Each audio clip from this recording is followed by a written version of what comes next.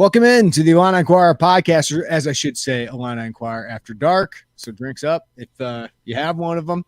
Kids are in bed, and it's time to talk about two commitments, late night commitments. People get worried when the commitments don't happen maybe immediately, but here they're starting to roll in within the last few hours. We're recording this at 10 Central Time here in Illinois. Illinois has added two defensive commitments, and I'm going to get it out right off the bat. These are two of probably my favorite guys that they were targeting in the class. I thought were realistic gets for Illinois. I was drinking beers with my brother the other day, guys. Shout out Brad. And he was asking me, who are your guys? And two of the guys I mentioned were Easton Baker and Demetrius John.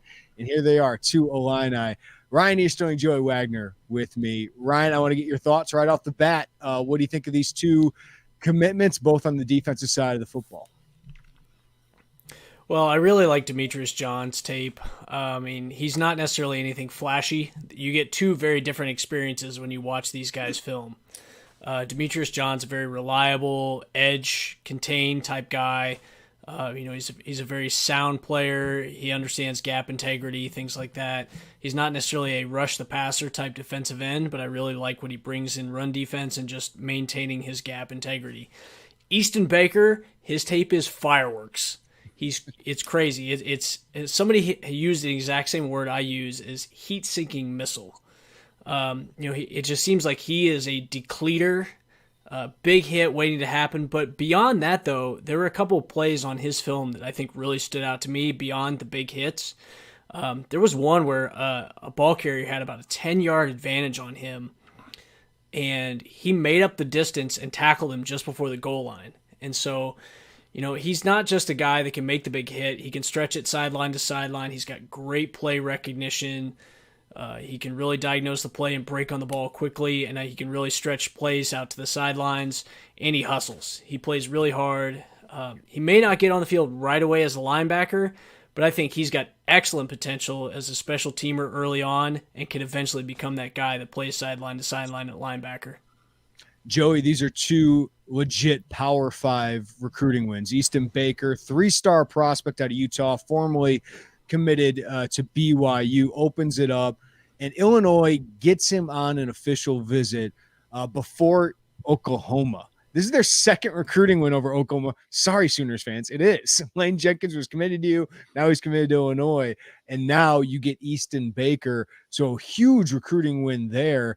And I think it tells you about Illinois' defensive sell compared to Oklahoma, which was 99th in the country in scoring defense last year. Illinois number 1 in scoring defense. Andy Boo did a fantastic job. Andy saw the film, saw what we saw, and goes, "Oh my goodness, we gotta offer this kid." 2 days later, he's in Utah. Illinois does not often recruit Utah. We are efforting the last Illinois football player from Utah, so we will figure that out.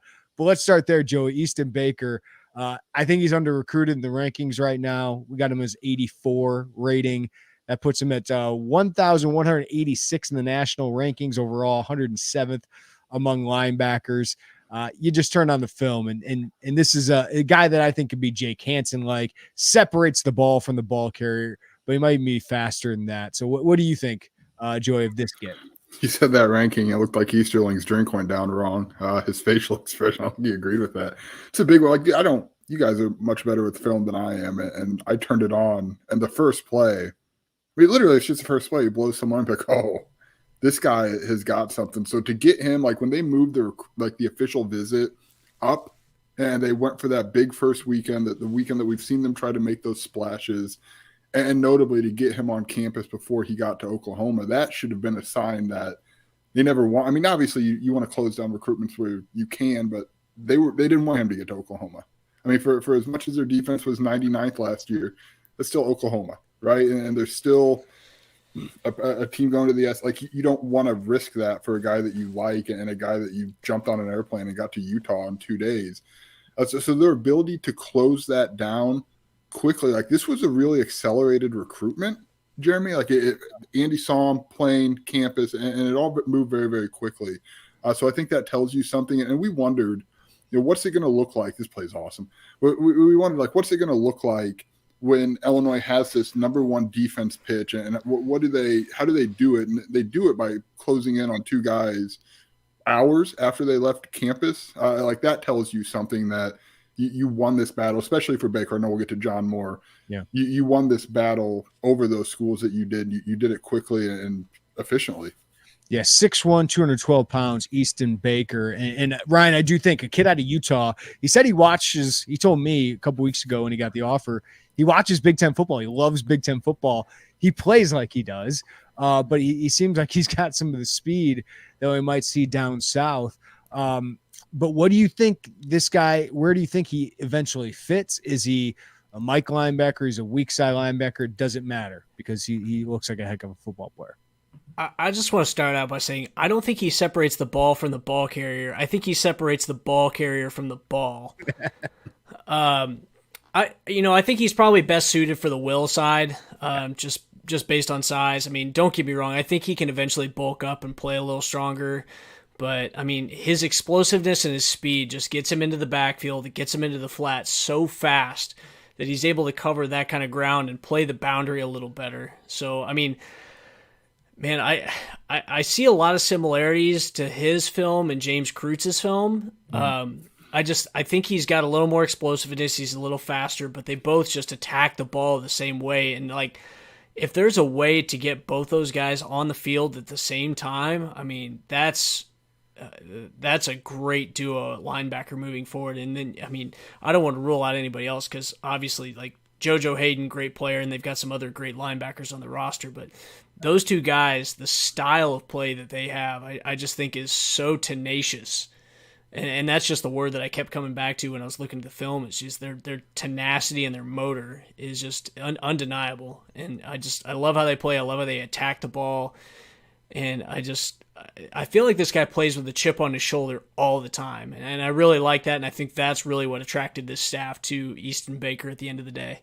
Yeah, and he goes through people. Like, it's different when you're told to tackle through people, but to actually do it, it takes a fearlessness, and he certainly got that on top of his athleticism and all those other physical traits.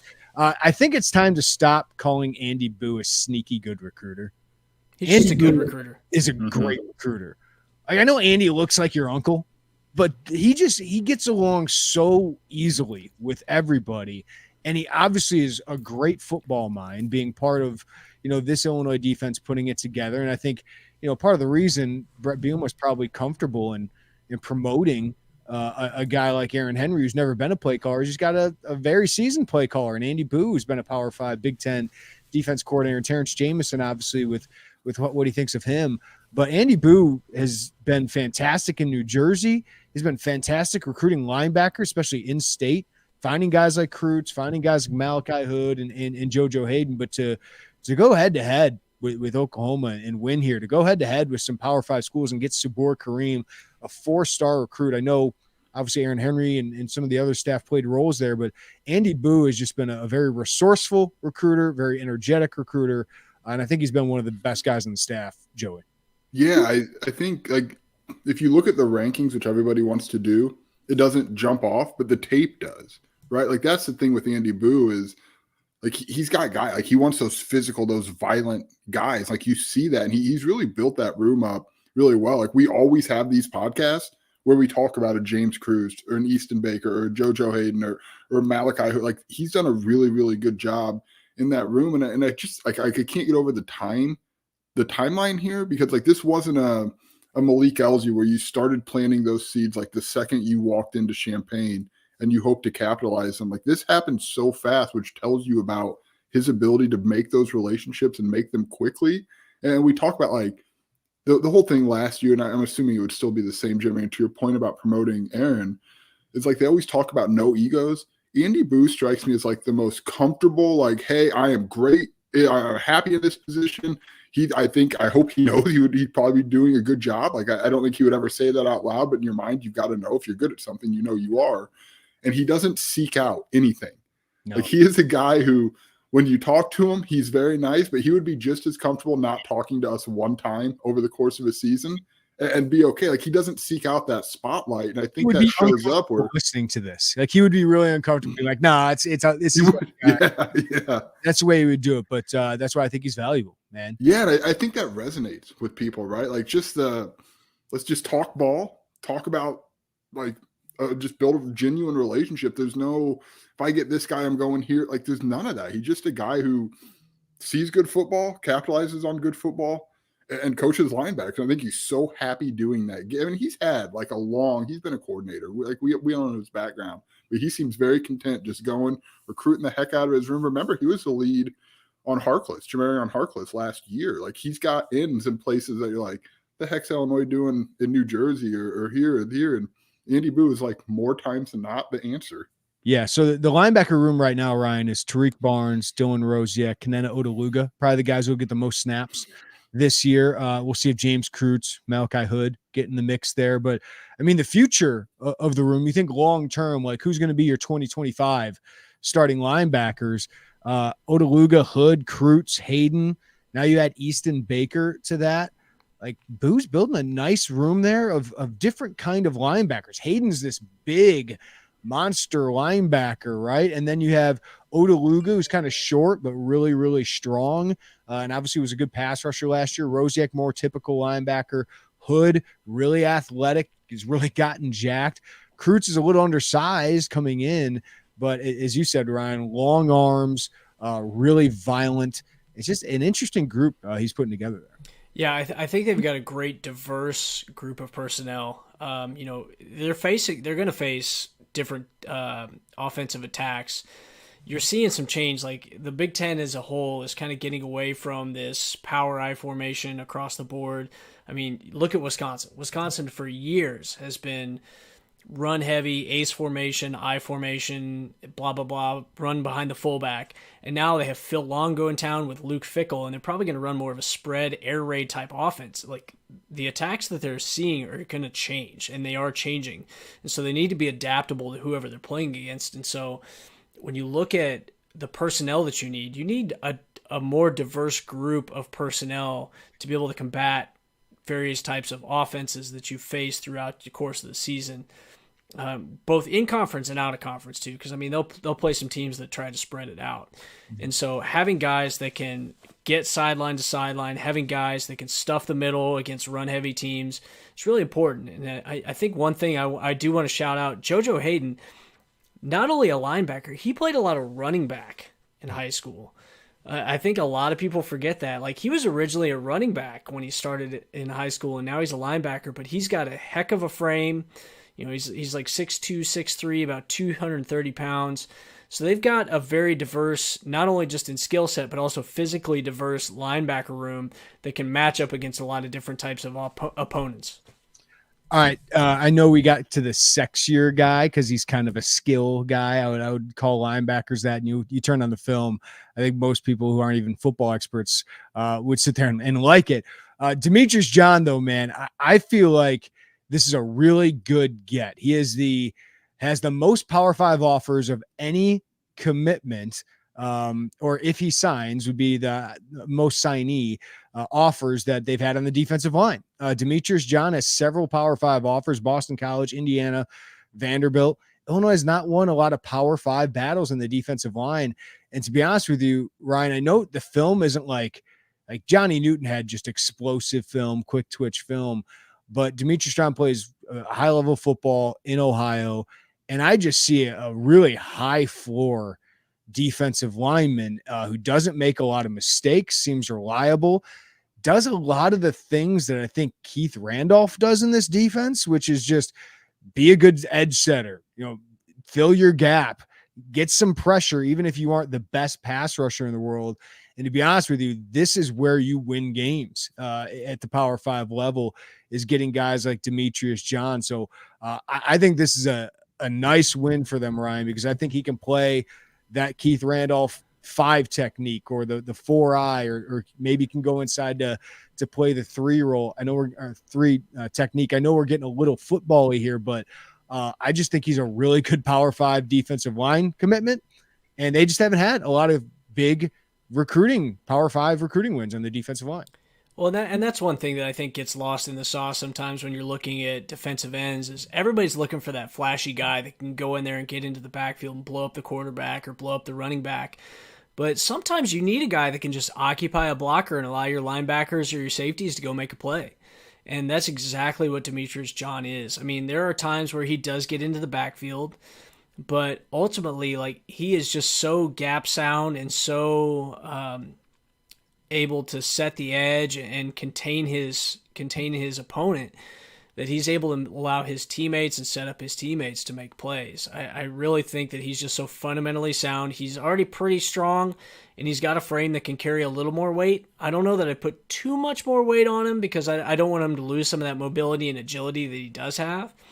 But he's just a guy that doesn't make a lot of mistakes, and I think that is one of the things that really sold this staff on a guy like him. Is just he's so fundamentally sound. He's reliable. You know, Bielema harps on that tough, smart, dependable moniker, and Demetrius John checks all three of those boxes. And so to me, I think that was the appeal there. And like you said, they went up against Big Ten schools. They went up against ACC schools. They went up against SEC schools in Vanderbilt, and they came away with the win. So, I mean, I think this is a good quality ad that maybe people don't appreciate now, but they might come signing day.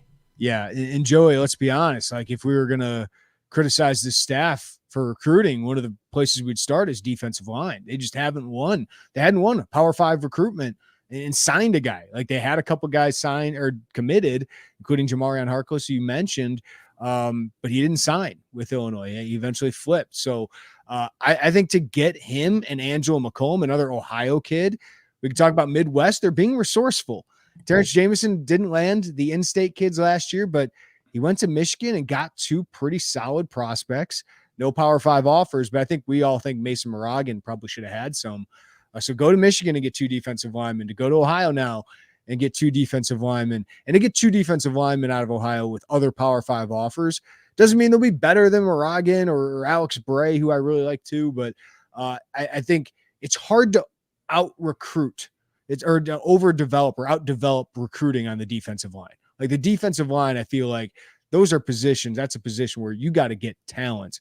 And that's why these recruiting battles are so intense. Yeah, there's not enough talent either. Like, broadly speaking, there's not enough talent to satisfy every Power 5 school. I think Ryan nailed it. This is like a very Bielema recruit.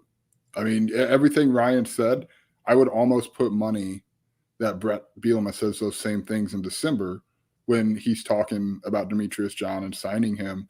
So I think, yeah, to go in and finally get that Power 5 battle. And I mean, the caveat with all this, and not to sound any like we don't think it's going to change, but like still got to hold off to December, right? Like they can't sign until then.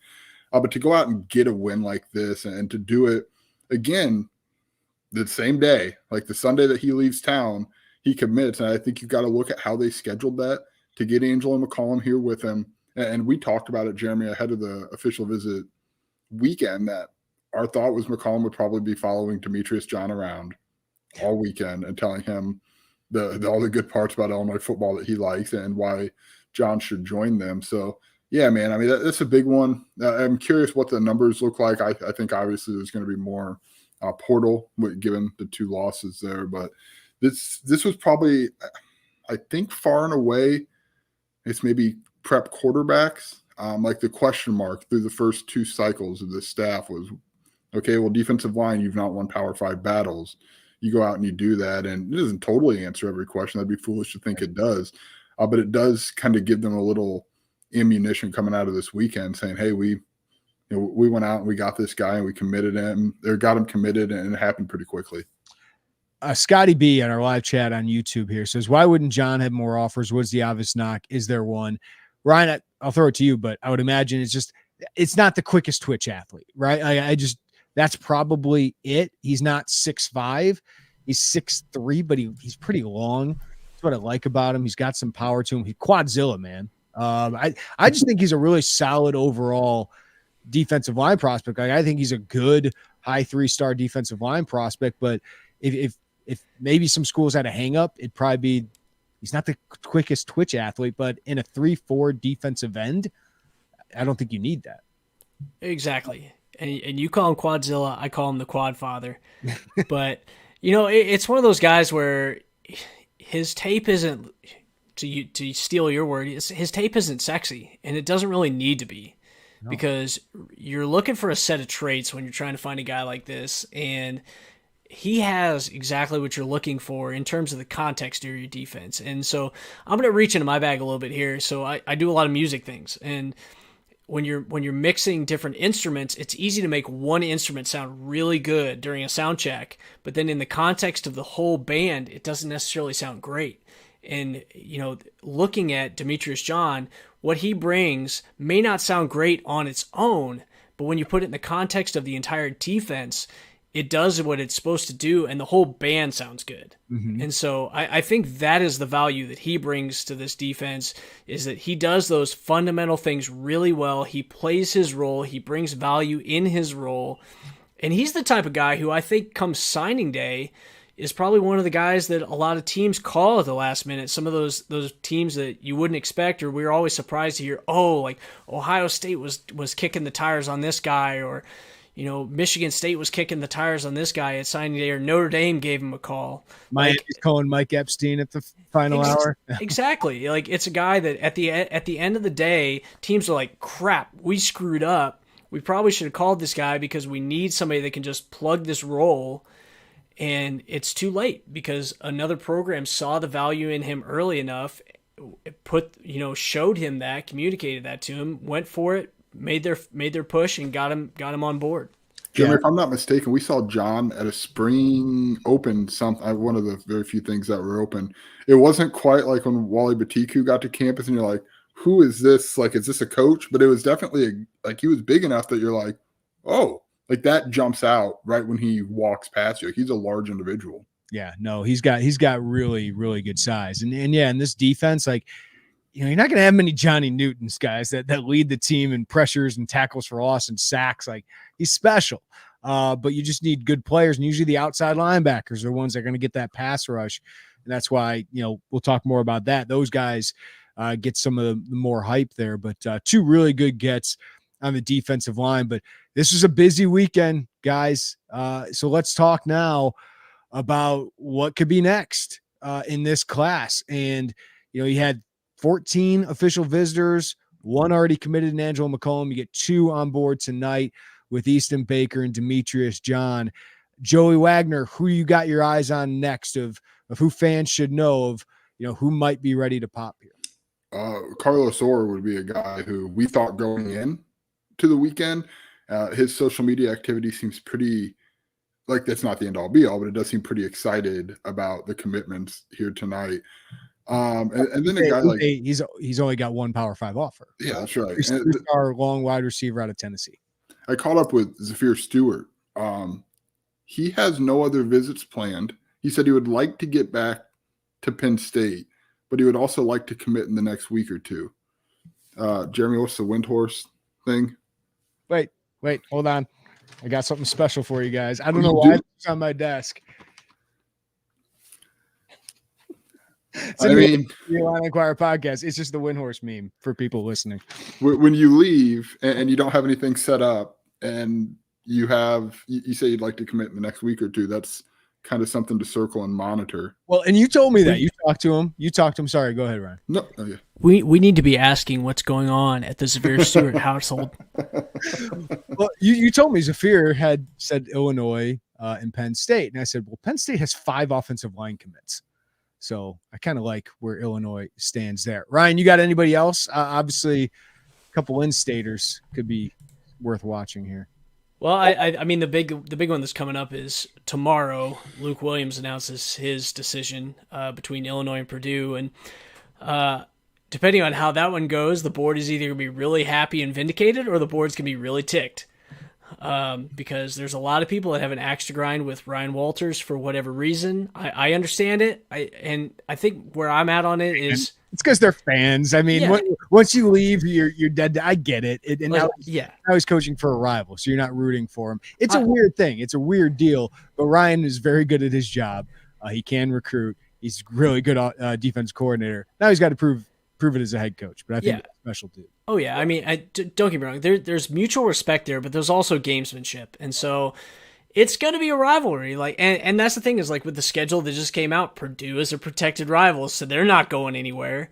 But Luke Williams is a big recruit for Illinois, as is Darian Dupree. But Luke Williams, I mean, consensus 4-star guy, a great free safety. I know some people like him at receiver, but I got a chance to see him last fall in action. He played both ways, and Aaron Henry was there watching. And I'm just like, man, this guy's just a natural defensive back. Like, he just has these traits at defensive back that just you can't really teach. And he's a multi-sport athlete, excellent basketball player too. I watched his film tonight, just kind of gave it another watch to get reacclimated with it, and just his reaction and his natural instincts make me think that he could be a really special free safety, which of course is why everybody thinks that maybe Ryan Walters has a sell there, because he's coached some pretty good free safeties. I got to tell you, I've been trying to dig on this. I'll have a decision primer tomorrow. Right now, my read is 50-50. Like, Luke has kept things close to the vest. The only time I've been able to get really Luke, and I think Ryan, you're the same, is in person. Like that's the only time. I know our guy Alan Shrew has been able to get him, but he has kept things very close to the vest. But he's got two programs here that have this basically same sell, and that is Illinois' defense, Illinois' success at free safety with Kirby Joseph and Kendall Smith with 10 picks over the last 2 years, and their development. One is under a coach who's got a proven, structure. One is under a new coach, but that coach was directly responsible for that defensive success, and especially the safety success of getting Sidney Brown and Kirby Joseph and, Quan Martin and Kendall Smith, all to the NFL. So it's a heck of a sell there. Like, how do you separate those two? But then it's also the personal connections. Illinois has two of Luke's close friends. Jared Beatty is a lifelong friend of his. David Olano went to high school with him, the Illinois kicker. And Purdue just took Luke Williams' brother, Zeke Williams, as a transfer preferred walk-on. So, Joey, this is just so intriguing that Luke has kept this pretty close to the vest, but it's basically the same sell of these two programs. Yeah, and I guess after let's see some basketball comments in there. After the basketball off season, you could probably rest, I suppose, that this is going to be figured out on June 12th. I guess tentatively speaking, we've seen really both coaches active until signing day. But yeah, this is a fascinating battle because you just don't see this, right? Like you don't see this very often. Like usually a first-time head coach is at group of 5. Lower than that, whatever the case is. Somebody said like Ryan could have waited a year and gotten a better job. He's in the Big Ten. He's got a Big Ten job, one that's been a pretty good program and was just in the Big Ten championship. Yeah, I mean, he could have waited a year and not been a Big Ten coach. I mean, like that's a really good job. But to have it so, like, just the dynamics of it, it's going to be fun to watch. Illinois fans are going to celebrate the ones they win and be madder than hell at the ones they lose, and Purdue fans the same way. But it's such a unique recruitment. I don't know, man. Like it's pretty crazy that guys can keep it close to the vest in 2023 and not have anything. And people try. It's not like people are like, well.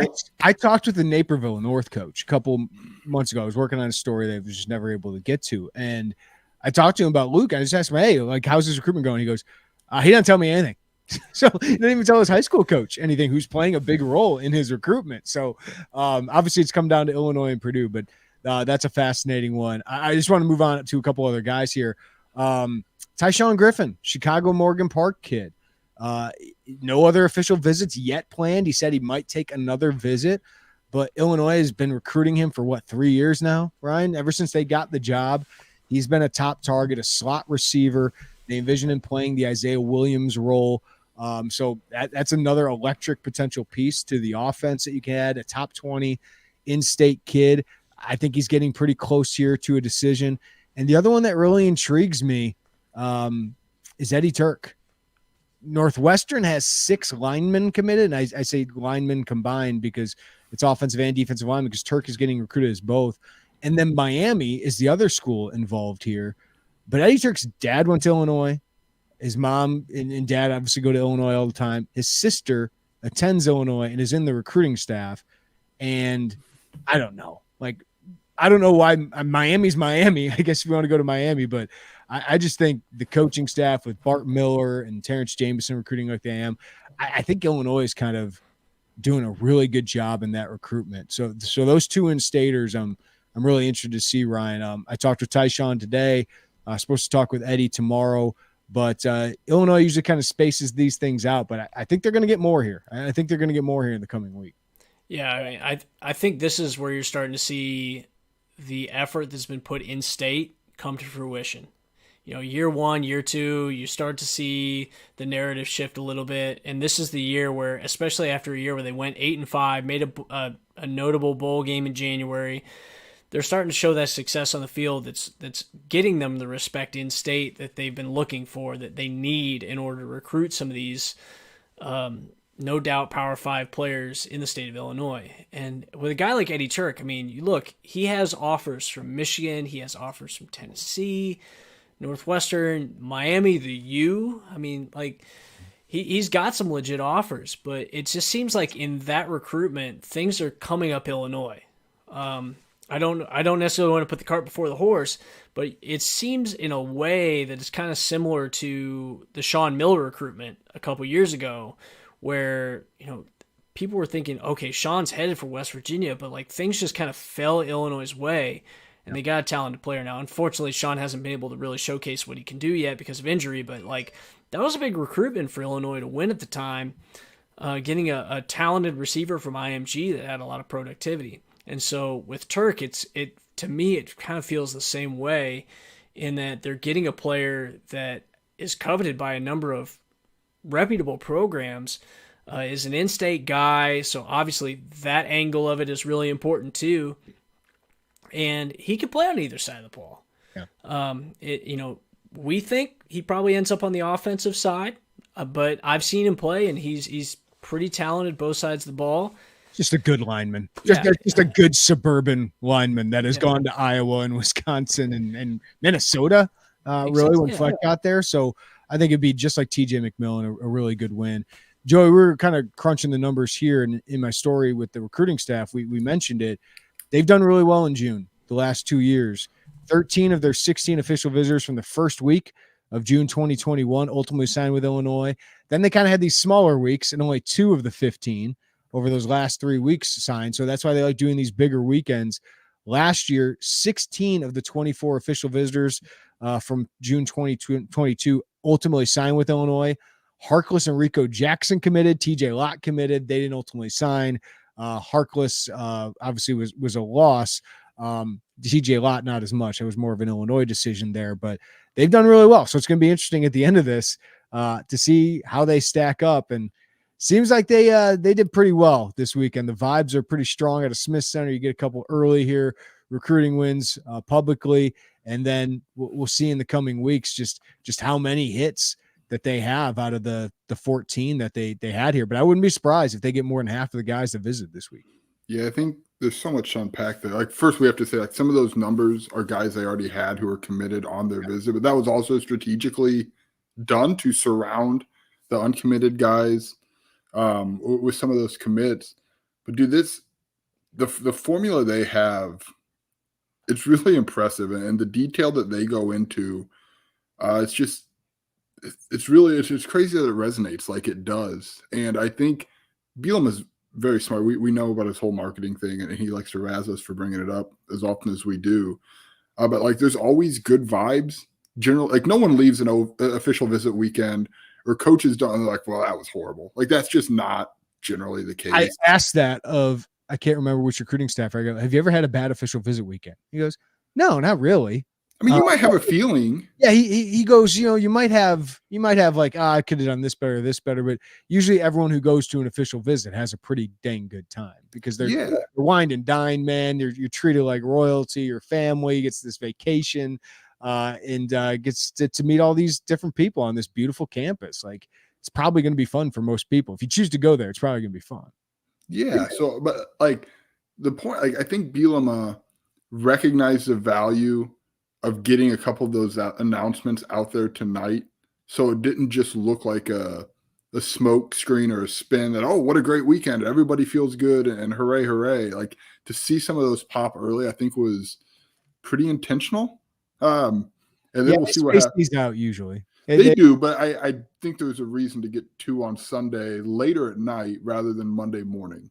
Like to me, I could be wrong. You could do it. Right? Does that not make sense just to have a couple, like if you know they're on board to get 1 or 2 out there? Now Baker being later, obviously he went back to mountain time and like it's an hour behind there. I don't know, man. Like maybe I'm making something up here, but I do think it was intentional to get those out there. But the point is the detail they put in there, and it's everybody. Like it is every single person in the Smith Center. Those are big deals. And like people I talked to today said, just blown away with the atmosphere. It doesn't always lead to commits, but it's led to a lot of them. And puppies lead to commits, apparently. Stole me, man. Puppies at the photo shoots. Like I'm trying to get the backstory of that, guys. It was just an idea they had. They're like, hey, what about puppies? No one else does it. Like who? Saphir Stewart. I said, have you seen that? He goes, no. Like no one else really does that. Like I remember talking to Pat Pearson for a story about the photo shoots they do. He says, one, you want to represent your pro, like you don't want to fake anything. It's like anyone can bring out cars onto the field, and everybody, and like people love that. If you like cars, like I don't know, that would move the needle for me, but like that's great. But you want to do something creative that stands out, and a lot of the things is you're into this photo shoot arms race in the summer of 2023. Like how many original ideas still, like prop wise, it's something that's like so wholesome. Like it's like this isn't like trying to be cool. It's just like a bunch of football players and football pads with these golden retriever puppies. It's the most awesome thing in the world, and I'm trying to get a story on this, and we will at some point. But it's memorable, right? That's the whole point: is to have fun and be memorable. And that they aced it with that because I don't know if anyone else is going to have anything that compares to puppies. It's the family 2 L's dogs. Yes, absolutely. So I will say credit to someone on our board to like, I know you responded to it, Jeremy. I read it and I was like, what a genius thing. He said they come in as puppies and leave as dogs. And I was like, a little corny for my taste, but love it. The pieces line up. But leave as dogs, DAW. Got that dog in them. All right. Any Florida guys that came in, guys? Xavier Lucas, Vernon Woodward, Wisconsin commit, Ricky Knight. These are 3 high-quality defensive backs. Like, I think in my ranking system, they'd all be high 3 stars, low 4 stars. This was the kind of probably your shoot your shot week with those guys, and you get some other DBs lined up later in the month. Ryan, anything stand out about that? We're still touching base. I know Joey's touched base with Ricky Knight here a little bit, but this kind of is, hey, how well does our NFL sell stack up with these Florida guys? How much does Devin Witherspoon Maddox, who saw Aaron Henry wearing a Devin Witherspoon Seahawks jersey during official visit weekend? I mean, if it was me, I'd wear that sellout, like ride it till the wheels fall off because right now it's working. Like they're proven. They had 3 Florida defensive backs drafted in the top 70 picks in the NFL draft this year. And so, I mean, it's your sell. Like we develop DBs. I mean, I'm gonna get some flack for this, but there is some credit due to Ryan Walters. Give credit where it's due. But I mean, he wasn't the only one that was part of that. How dare you? I know. I'm about to get kicked out of this pod. Half our listeners right now apparently from West Lafayette, so you might enjoy it. Ooh. Perfect. Well, I went to Rose-Hulman, so ha ha ha. But no, they had a great crew of Florida defensive backs in. I mean, Ricky Knight's a guy that's teasing 4-star status. He's just a few slots outside of 4-star threshold. He's a guy that probably, if we graded a little more unilaterally, would be a 4-star guy. Vernon Woodward committed to Wisconsin last week. It was a little bit surprising and still makes the visit to Illinois this week. So how committed is he? We'll see. Zach Toby was his host, and it seemed like he had a great time. So, how long does that commitment stick? I don't know, but I think they brought in some guys that are potential impact guys. They really fit the mold of what they do. They've got some guys that are teed up to visit a couple weeks from now that are also some pretty good prospects. But I thought the group that they brought in was really good, and from what I was able to gather from just seeing some footage and some of the stuff they posted, seemed like he had a great time, and the cell really resonated with him. Those guys bonded, and they were able to really connect with some of the current players and the staff.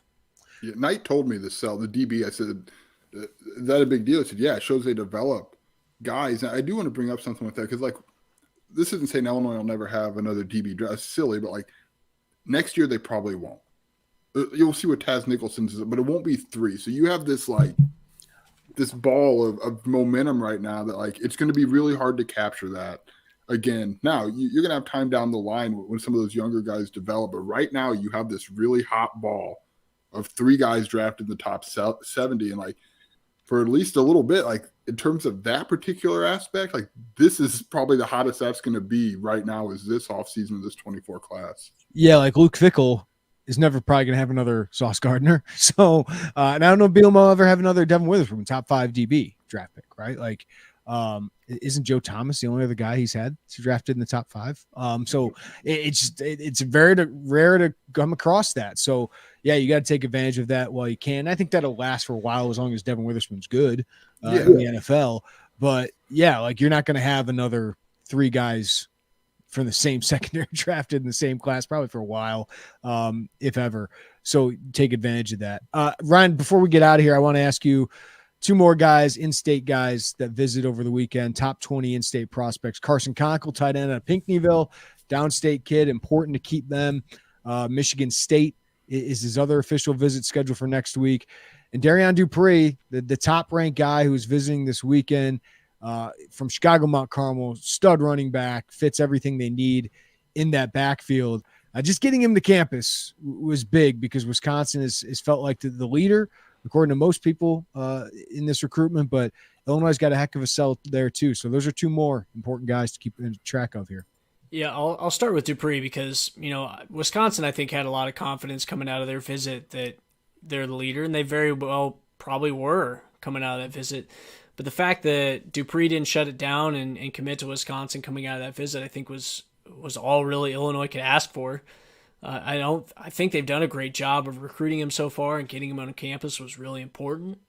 They were able to make their sell. They surrounded him with the right people during the visit and presented a great opportunity in front of him. I mean, if you look at what Chase Brown did this past season, that's the role they're probably going to try and sell to him. I mean, they've got guys like Jordan Anderson, Caden Fagan, that are great big backs, that have a lot of talent, were great players inside the state of Illinois. But Dupree has kind of a different role than those guys, and I think that this weekend was their opportunity to sell that and at least make up some ground. They still may not win the commit or win the recruitment, but I think they were at least able to make up some ground this weekend and make it interesting. And we'll see where it goes from here, because it doesn't sound like Dupree is necessarily in a hurry to shut things down yet. So this may drag out a little bit more, but shifting gears to Conkle, I mean, you said it. It's a guy from downstate, and when I say downstate, I mean downstate Illinois, not just south of I-80. It's a guy from downstate Illinois, and those are the recruitments you've got to win. You can't let guys like that get away. I mean, there's been a number of guys from Springfield, from Southern Illinois that have gotten away in the past that have gone on to be good players to other programs. Sam Laporta. Yeah, I was thinking there was a lineman from, I think, Nashville a few years ago that ended up getting away, but even then, like Nick Broker from Springfield Sacred Heart Griffin. Hunter Woodward in your backyard. Yeah, You're thinking of Royce Newman, who went to Ole Miss. Is that Royce right? Newman, or even Albert O, tight end. Albert O, naming him there. Okwebanam. Yeah, I mean, there's so many players from South, like the Central Illinois and Southern Illinois area that have gone on to other programs and become great and made it to the NFL. And so when you have a guy that's within your borders, even though it's, he may be closer to some other programs, when you have a guy that's within your borders, you've got to shut those down. You got to keep them home, especially when they're wanted by other programs. So, Andy Boo, where is Andy Boo? He's in Pinckneyville. Yep. Andy Boo takes over Southern Illinois from Farmally. Oh, jeez. Where are the shirts?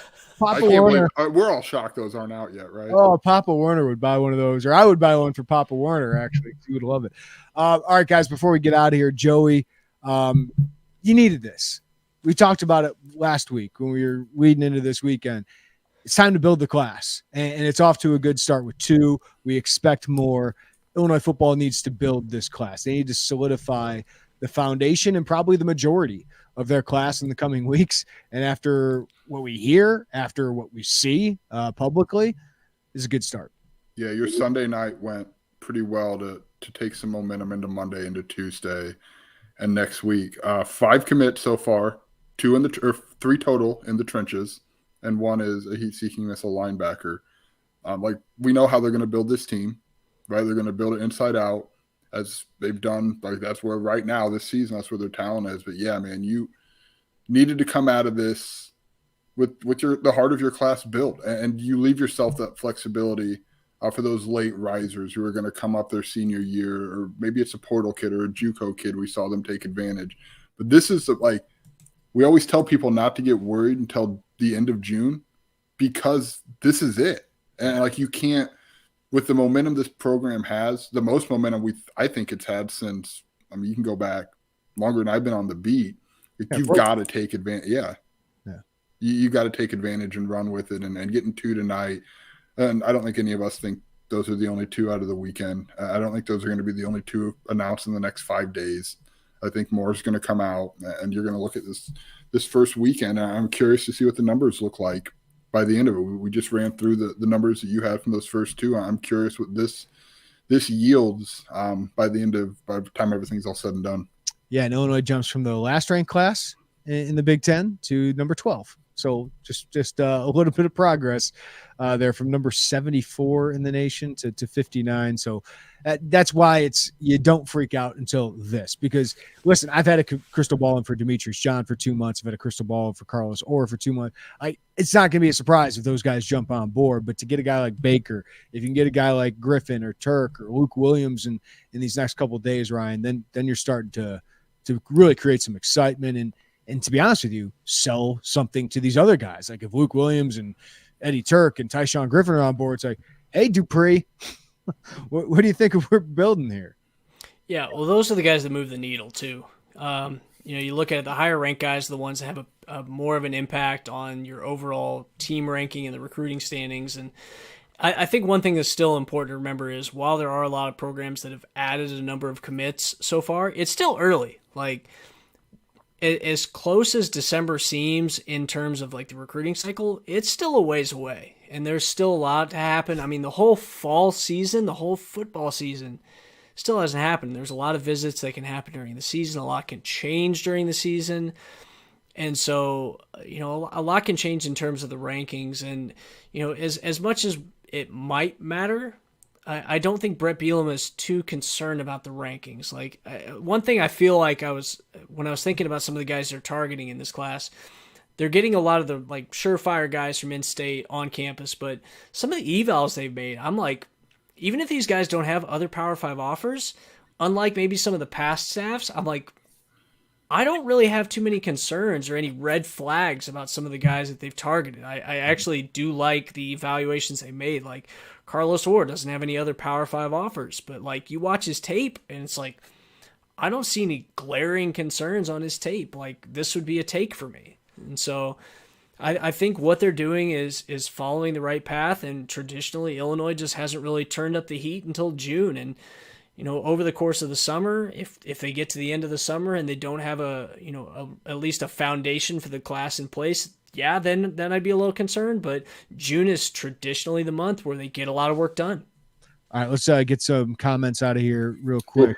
Go ahead, Joey. Oh no, just sorting through that. Scotty B, is Illinois done at linebacker for this class? Ryan, my answer would probably be yes. I think so. Tariq Barnes, the only guy graduating. You could have attrition. You never know about that. But they usually only play 2 linebackers.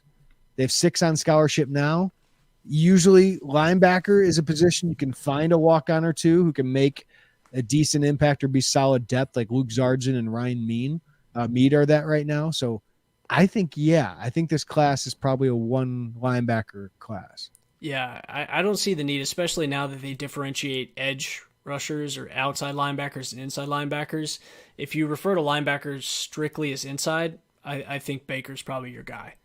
They'll probably still look for some edge support throughout the rest of the class, but in terms of inside backers, I think you've got a pretty good group now, and they're probably done there. They've got some other higher priorities where they really need to spend their scholarship capital. And we should point out their age. Their redshirt sophomores are younger, correct? Yeah. Or the scholarships, all but Tariq Barnes. Right. Yeah. So all those guys are going to have multiple years of eligibility still. Scotty also asked, who's the jewel of this weekend? Turk, Knight, Joey, who would you go there? I mean, Luke Williams kind of jumps to the front of my mind. Yeah. Or Dupree. Yeah, those two, but like they were splitting hairs. I mean, they're all Turk and I are pretty good football players. Turk and Knight are pretty dang good too. Last one, Ryan stashed the stash a week ago. I did. Going about the stash. Now it's gone. Everyone loved it. The comments. I wouldn't say that everyone loved it. Some of the comments on the board were a little polarizing about it, but you know what? I've been telling people lately it wasn't a mustache, it was a May stash. And now that it's June, I had to let it go.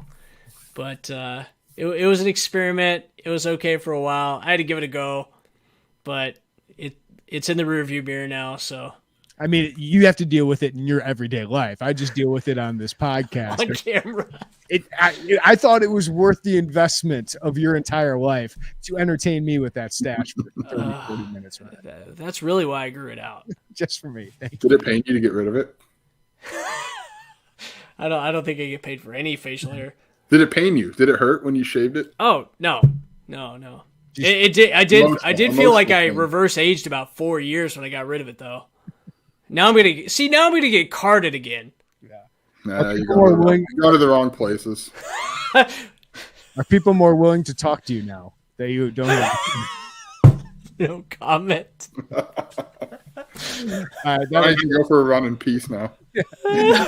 That'll do it for us. Yeah, I don't have to steer clear of schools or things. Kind of what I was hitting at there. Good guy.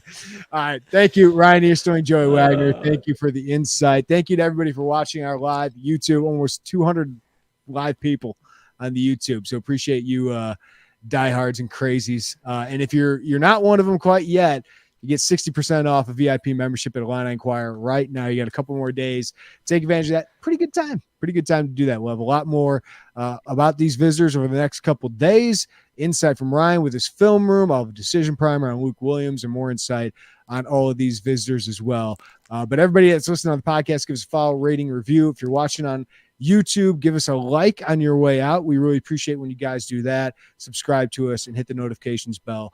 But everybody have a great night. Take care of each other. We'll talk to you next time right here on the Illini Inquirer podcast.